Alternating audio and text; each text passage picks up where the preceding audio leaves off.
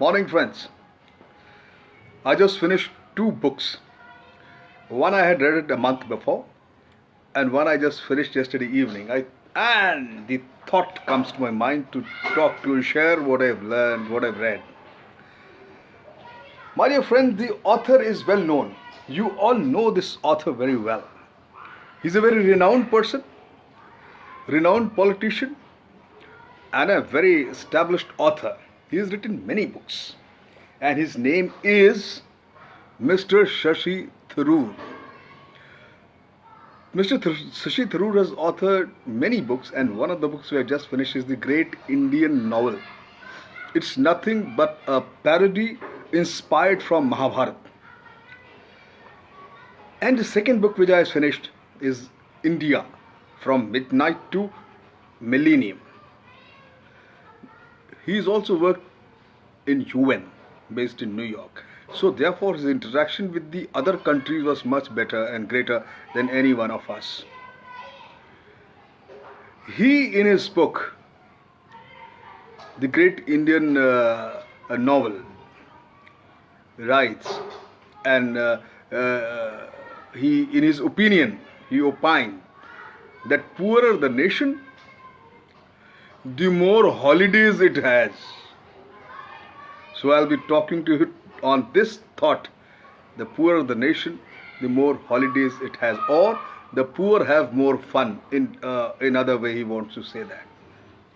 According to Mr. Tharoor, holidays index, although India is not yet the poorest of the world, it has certainly on the top of the holiday makers list. He is topping the list of holidays in comparison to any countries in the world. Amazing. Even our next door neighbors, Pakistan, let's say, China, Burma, Nepal, Sri Lanka, or though marginally maybe better off than us, they do not have as many chuttis or holidays as we have. Even the Bhutan and Bangladesh, which are poorer than us, surely, even they don't have these many holidays what we have. And I feel, after having gone through the book and my thinking, my understanding of my countries goes, I think the main reason for their having fewer holidays is that all of them are a single religious country, single religion states, Islamic, Hindu, or Buddhist. Ours is the only country in the area which is blessed with a multi-religious society, in which each religious group it clamors for the national holiday based on for their festivals and their prophets and their important lineage of the great people. So our supine government have decided to have more than 130 official national holidays, ranging from secular like Independence Day, Republic Day, to the birthdays of founders of all religion, many religion, sects, subsects, and this also and the birthdays of the Jains like Mahavir Jayanti, the Buddha, the Christ, Prophet Muhammad, Guru Nanak, Guru Gobind Singh, Guru Ravidas, Valmiki, and many others. You know it all. These are all national holidays, including the birthdays of the iconic political figures like Mahatma Gandhi and many other freedom fighters. I feel another factor holiday in the list of the holidays is that being predominantly a Hindu country. Obviously, Hindu holidays are predominant. They include Diwali, Holi, Mahashivratri, Ganesh Chaturthi, and etc., many others. Similarly, Muslims have their three main festivals: Eids, Eid Miladun Nabi, the Prophet's birthday, Eid ul Fitr, the Badi Eid, so-called is following Ramzan, and Eid ul Zuha, called Bakr Eid.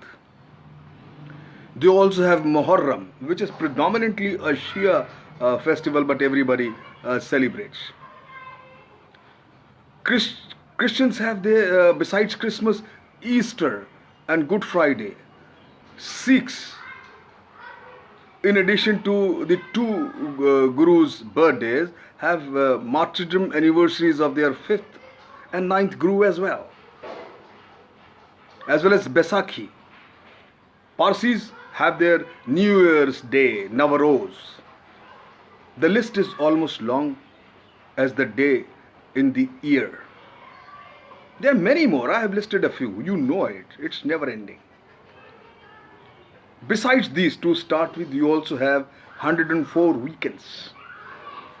Government servants are entitled to annual leave, casual leave, compassionate leave, sick leave, maternity leave, paternity leave. A fake certificate from an amenable medico is enough to get you leave. Then we shut the offices if the boss kicks the bucket. One can always rely here, every day, we all notice it, we all confront, we always rely on so many bunds, strikes, lockouts, and fortunately now it's a worldwide continuous lockdown since March. One can always rely on these. As it is, we have a large population who avoided work altogether since birth. They don't want to work. This is a birthright to just relax and do nothing. Such as we have our sadhus, faqirs, god women, god men, and also men and women who believe that the purpose of life is to achieve peace of mind through prayers, through meditation, renunciation. My friends, in fact, I feel very strongly now that the reality is that we are a born lazy nation. Religion provides us plenty of excuses to evade work and wallow in idleness. With this attitude towards life, we are never likely to catch up with the advanced nation of the world, nor become prosperous ever. We will remain the rich country with poor people. We will remain the authors of our own poverty. This is the same country to which the great poet Iqbal once said, कि सारे जहां से अच्छा हिंदोस्तां हमारा, हम बुलबुले हैं इसकी ये गुलसिता हमारा. I am sure after having, although he had not read this Shashi Tharoor's books, and he was in much earlier time and much greater person, his vision and understanding was much higher and deeper. He must have been forced to say this next couplet, कि वतन की फिक्र कर बंदे मुसीबत आने वाली है, तेरी बर्बादियों के मशवरे हैं आसमानों में, न समझोगे तो मिट जाओगे आसमां वालों, ए हिंदोस्तां वालों, न समझोगे तो मिट जाओगे हिंदोस्तां वालों, तुम्हारी दास्तां भी न होगी दास्तानों में. My dear friends, the only thing I think, one of the important thing in the lockdown, in retrospective understanding, we can take a solemn resolve to ourselves. We should become the country of where the work culture is respected and it becomes a national character. Let's work together, join hands, and get rid of this holiday syndrome and excessive religious obsessions, and be the best, become the best, and make sure that there is no one like us. Thank you very much.